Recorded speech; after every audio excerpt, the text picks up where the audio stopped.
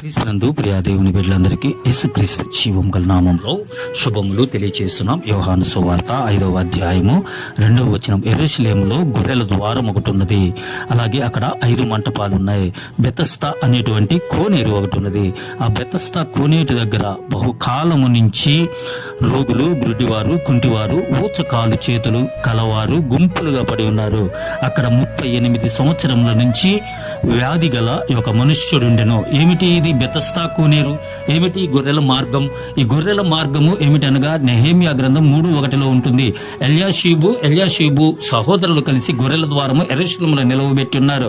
ఈ గొర్రెల ద్వారము ఏమిటనగా అక్కడ ఊచ చేతుల వారు, వ్యాధి గలవారు అయినటువంటి వారందరూ కూడా దేవదూత వచ్చి ఆ నీటిని కదిలించినప్పుడు, వారందరూ స్వస్థత పడినప్పుడు, వారందరూ కూడా పాప పరిహారార్థ బలిగా గొర్రెలను ఆ ద్వారం నుంచి తీసుకుని వచ్చి ఆ కోనేటిలో శుద్ధీకరించి వారి కొరకు పాప పరిహారార్థ బలిగా ఆ గొర్రెలను బలి ఇచ్చేవారు. అయితే వాడిని ప్రభువైన యేసుక్రీస్తు వారు జ్ఞాపకం చేసుకుని ఆ గొర్రెల ద్వారం నుంచి వచ్చాడు. ఏ గొర్రెల ద్వారం నుంచి?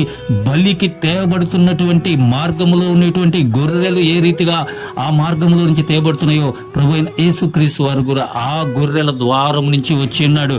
ఆ గొర్రెల ద్వారం వచ్చి తనకి ఎవరూ లేని విధామును చూసి ఆయన తొనకరకు తనను జ్ఞాపకం చేసుకున్నాడు.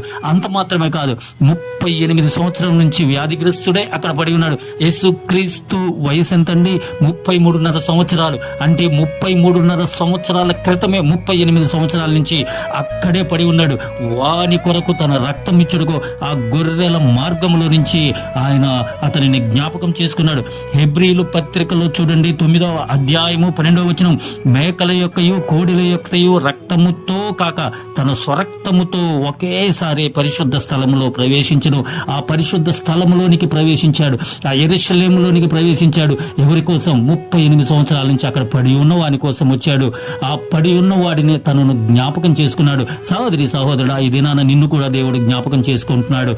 కౌమారం, యవనం, బాల్యం, వృద్ధాప్యం ఏ వయసులో ఉన్నా 38 సంవత్సరములో వెనక నుంచి ఉన్నటువంటి వారు, యేసుక్రీస్తు జననానికి ముందు ఉన్నటువంటి వాడిని రక్షించడానికి, జ్ఞాపకం చేసుకోవడానికి వచ్చిన దేవుడు నిశ్చయముగా నిన్ను కూడా జ్ఞాపకం చేసుకున్నాడు. నీ వ్యాధి బాధలను తప్పించడానికి ఆయన మిమ్మల్ని జ్ఞాపకం చేసుకుంటున్నాడు. జడియకు, భయపడకుడి. ఎందుకు భయపడుతున్నావు సహోదరి సహోదరుడా? నిశ్చయముగా నిన్ను ఆయన తప్పించి రక్షించుటకు మన దేవుడు సమర్థవంతుడు అని ఎరిగి నువ్వు నమ్మిన ఎడల దేవుని కార్యమును చూస్తావు. ఈ మాటలు దేవుడు మనందరి వీకుల్లో దీవించి ఆశీర్వదించరుగాక. ఆమేన్.